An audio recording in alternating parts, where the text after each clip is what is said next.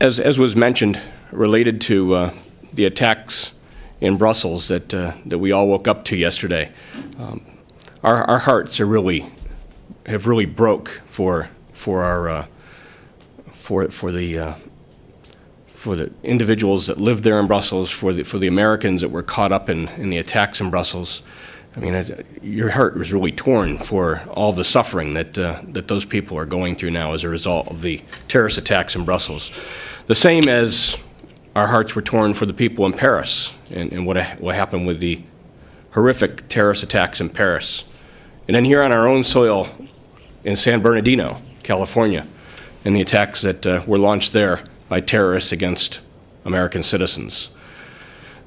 So the timing of this introduction today is very appropriate, because the illegal alien invasion that's occurring here in the United States of America provides an immense cover and camouflage for those who would seek to do our citizens harm, for those who would seek to infiltrate our country, to bring weapons into our country, to harm Americans, to kill Americans. They have the camouflage of the illegal alien invasion. Hundreds of thousands of people that come across our southern border. There's people who infiltrate across the northern border.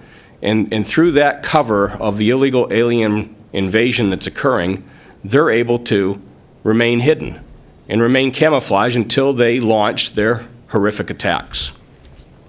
So in order to ensure that we can protect Americans, which we should be doing, we should be protecting American interests first.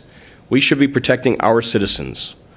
That's why many of my colleagues joined me in sending a letter to the governor to protest bringing Syrian refugees into our state that are not able to be properly vetted according to the FBI. This is even a larger problem with the illegal alien problem, because people are coming into our country and there is no vetting process. They're here illegally.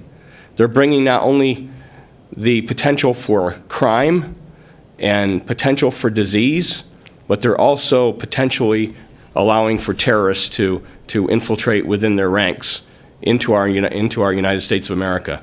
And in order to protect our citizens, we need to do what we can here in Pennsylvania to stem that tide of illegal aliens that are coming into Pennsylvania in search of jobs, in search of benefits, and some of them in search of ways to harm American citizens.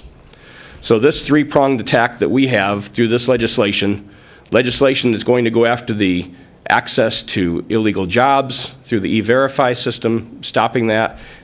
The legislation that Representative Doyle Heffley has that goes after the public benefit side to try and stop illegal aliens from tapping into public benefits through requiring that the SAVE system be used, the alien verification and of eligibility system, and through Martina White's legislation, Representative White's legislation, that would go after the sanctuary city status.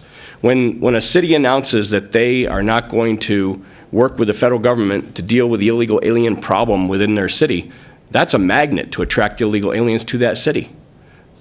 When a state allows for illegals to find jobs and tap public benefits, that's a magnet to attract illegal aliens within the borders of our state.